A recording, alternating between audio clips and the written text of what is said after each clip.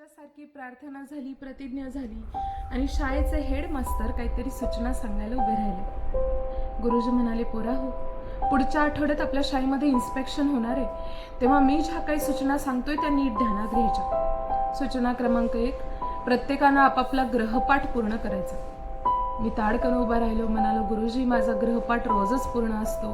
घरी जायचं, पाठीवरचं दप्तर फेकायचं, आईनं पोटाला पेळ देऊन टोपल्यात ठेवलेला भाकरीचा कोरभर तुकडा कोरडाच पोटात ढकलायचा, गटागटा पाणी प्यायचं, हातामध्ये इळा घ्यायचा. आई कोणाच्या शेतात कामाला गेली हे शोधत शिवारभर हिंडायचं. आई दिसली की तिच्या पोटाला बिलगायचं, तिच्या पदरात दडायचं आणि चतकोर भाकरीत पोट भरलं नाही म्हणून थोडं थोडं रडायचं गुरुजी. तेव्हा माझी माय माझ्या खपाळी गेलेल्या पोटावर आणि माझ्या थरथरणाऱ्या ओठावर ओठ टेकते. दिवसभर कुरणात चालायला गेलेल्या गाईसारखं पोट तट होतंय गुरुजी. पुन्हा हातात इळा घेतो आणि शिवारभर हिंडतो. रात्रीची चूल पेटावी म्हणून काट्या कुट्या गोळा करत. सारी पोरं हसली. मी खाली बसलो. गुरुजी म्हणाले, सूचना क्रमांक 2, शाळेच्या भिंतींना रंग द्यायचाय, तेव्हा साऱ्या पोरांनी गटागटाने मदत करायची. मी पुन्हा उभा राहिलो, म्हणालो, गुरुजी कशापायी ह्या निर्जीव भिंतींना रंग देताय? इथं जिथं माणसांचे रंग टिकत नाहीत तेव्हा त्या भिंतींचे तरी कुठून टिकतील? माझ्या आईबापाचंच घ्यान. माझी नक्षत्रावानी गोरी माय दुसऱ्यांच्या शेतात राबून राबून काळी पडली आणि माझा बाप दुसऱ्याचं ओझं वाहून वाहून माळावरच्या बाबळीसारखा मधोमध वाकलाय गुरुजी. तुम्हाला द्यायचाच असेल रंग ह्या भिंतींना तर माझं काहीच म्हणणं नाही. तुम्हाला द्यायचाच असेल रंग ह्या भिंतींना तर माझं काहीच म्हणणं नाही. पण एक गोष्ट सांगून ठेवतो गुरुजी, माझ्या आई बापानं त्या काळ्या इठू समोर डोकं आपटून आपटून लाल रक्ताचा रंग दिला. तो इठू कधीच पावला नाही. तुमच्या 2 कवडीच्या रंगानं तो साहेब तरी कसा पावल? सारी पोरं हसली.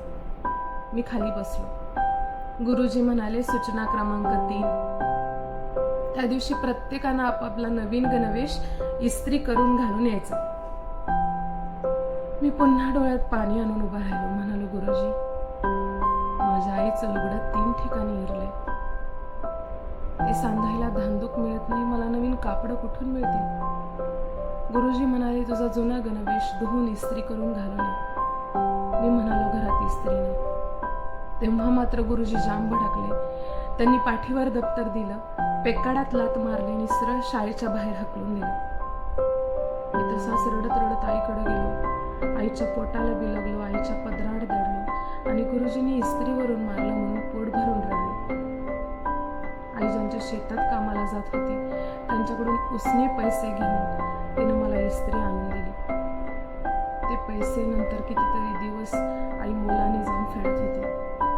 म्हणूनच कवी पुढे म्हणतात की आईच्या रक्तानं त्यावेळेसचं माझं ते इन्स्पेक्शन पूर्ण झालं. आईच्या रक्तानं त्यावेळेसचं ते माझं इन्स्पेक्शन पूर्ण झालं. पण ते इन्स्पेक्शन नक्की शाळेचं झालं, गुरुजींचं झालं, माझं झालं की आईचं झालं त्यावेळेस कळलं नाही. ते इन्स्पेक्शन नक्की शाळेचं झालं, गुरुजींचं झालं, माझं झालं की आईचं झालं त्यावेळेस कधीच कळलं नाही. आता मात्र सगळं कळतंय. आईच्या पोटातला एक एक पीळ उलगडतोय. म्हणूनच कोपऱ्यात ठेवलेली ती इस्त्री मी उचलत नाही कॉलेजच्या ड्रेसवर फिरवण्यासाठी. कारण